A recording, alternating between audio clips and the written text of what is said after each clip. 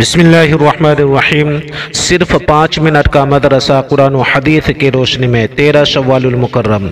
Number 1، اسلامی تاریخ۔ حضرت ام ایوب رضی اللہ تعالی عنہ۔ حضرت ام ایوب بنت قیس رضی اللہ تعالی عنہ مشہور صحابی حضرت ابو ایوب انصاری رضی اللہ تعالی عنہ کی بیوی ہیں۔ اس نیک سیرت خاتون نے ہجرت سے پہلے ہی اسلام قبول کر لیا تھا۔ جب حضور صلی اللہ علیہ وسلم ہجرت فرما کر مدینہ منورہ تشریف لائے تو 7 مہینے تک انہی کے یہاں قیام فرمایا اور انہیں 2 جہاں کے سردار کی میزبانی کا شرف حاصل ہوا۔ ام ایوب بڑے شوق سے آپ صلی اللہ علیہ وسلم کی پسند کے مطابق طرح طرح کے کھانے تیار کرتی اور تمام گھر والے آپ کو راحت پہنچانے میں لگے رہتے۔ حضور صلی اللہ علیہ وسلم گھر کے نچلے حصے میں تشریف فرما تھے، اس لیے اہل کھانا بڑی احتیاط کے ساتھ گھر کی چھت پر رہتے اور چلنے پھرنے میں آپ کی راحت کا خاص خیال رکھتے۔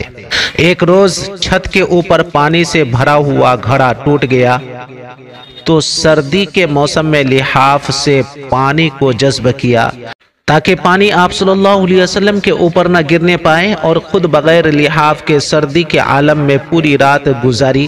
صبح ہوتے ہی خدمت نبوی میں درخواست کی کہ آپ اوپر کی منزل پر قیام فرمائیں تو بڑا احسان ہوگا۔ ان کی اس عاجزانہ درخواست پر آپ صلی اللہ علیہ وسلم نے مکان کے اوپر قیام فرمایا۔ ام ایوب رضی اللہ تعالی عنہا نیک سیرت اور عبادت میں مصروف رہنے والی خاتون تھیں۔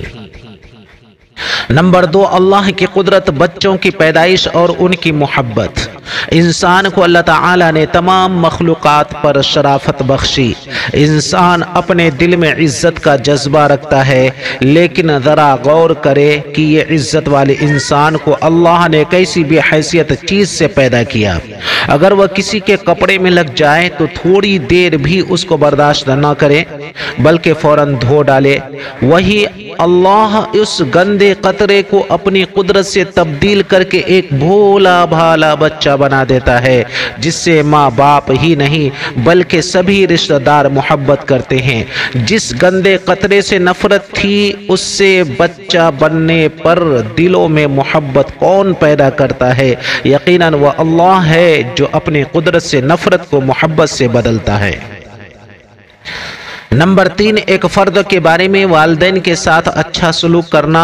قرآن میں اللہ تعالیٰ فرماتا ہے، ہم نے انسانوں کو اپنے والدین کے ساتھ حسن سلوک کرنے کا حکم دیا ہے۔ سورہ احقاف۔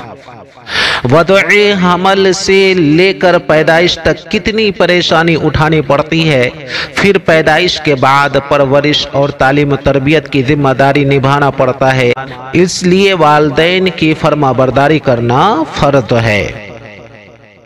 نمبر 4، ایک سنت کے بارے میں سجدہ میں انگلیوں کو رکھنے کا طریقہ۔ رسول اللہ صلی اللہ علیہ وسلم جب رکوع فرماتے تو ہاتھوں کی انگلیوں کو کھلی رکھتے اور جب سجدہ فرماتے تو انگلیاں ملا لیتے۔ طبرانی کبیر۔ نمبر 5، ایک اہم عمل کی فضیلت، سب سے افضل صدقہ۔ رسول اللہ صلی اللہ علیہ وسلم نے فرمایا، سب سے افضل صدقہ یہ ہے کہ ایک مسلمان علم سیکھ کر دوسرے مسلمان بھائی کو سکھائے۔ ابن ماجہ۔ نمبر 6، ایک گناہ کے بارے میں کسی مسلمان کا حق مارنا۔ رسول اللہ صلی اللہ علیہ وسلم نے فرمایا، جھوٹی قسم کے ذریعے مسلمان کا حق چھین لینے والے پر اللہ تعالی نے دوزخ واجب کر دی ہے اور جنت حرام کر دی ہے۔ ایک شخص نے عرض کیا، یا رسول اللہ صلی اللہ علیہ وسلم، اگر معمولی چیز ہو؟ رسول اللہ صلی اللہ علیہ وسلم نے فرمایا، اگرچہ پیلو کی ایک لکڑی ہی کیوں نہ ہو۔ مسلم شریف۔ نمبر 7، دنیا کے بارے میں دنیا کے لالچی اللہ کی رحمت سے دور۔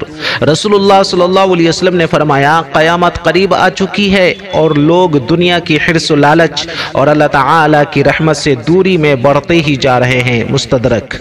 قیامت کے قریب آنے کی وجہ سے لوگوں کو نیکی کمانے کی زیادہ سے زیادہ فکر کرنی چاہیے، لیکن ایسا کرنے کے بجائے وہ دنیا کے لالچ میں پڑ کر اللہ کی رحمت سے دور ہوتے جا رہے ہیں۔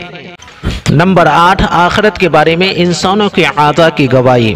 قرآن میں اللہ تعالیٰ فرماتا ہے جس دن اللہ کے دشمنوں کو دوزخ پر جمع کیا جائے گا تو ان کی جماعتیں بنا دی جائیں گی، یہاں تک کہ جب وہ وہاں پہنچیں گے تو ان کے کان، ان کی آنکھیں اور ان کی کھال ان کے خلاف ان کے کیے ہوئے اعمال کی گواہی دیں گی۔ سورہ حامیم سجدہ۔ نمبر 9، قرآن سے علاج، سورہ فاتحہ سے علاج۔ رسول اللہ صلی اللہ علیہ وسلم نے فرمایا سورہ فاتحہ ہر مرد کی دوا ہے، سنن دارمی۔ علامہ ابن قیم رحمۃ اللہ علیہ فرماتے ہیں کہ اگر جسم میں کہیں درد ہو تو درد کی جگہ ہاتھ رکھ کر 7 مرتبہ سورہ فاتحہ پڑھے، انشاءاللہ آرام ملے گا۔ نمبر 10، قرآن کی نصیحت۔ قرآن میں اللہ تعالیٰ فرماتا ہے جب تم بات کیا کرو تو انصاف کا خیال رکھا کرو، اگرچہ وہ شخص تمہارا رشتہ دار ہی ہو، اور اللہ تعالیٰ سے جو عہد کرو اس کو پورا کیا کرو۔ اللہ تعالیٰ نے تمہیں اس کا تاکیدی حکم دیا ہے تاکہ تم یاد رکھو اور عمل کرو۔ سورہ انعام۔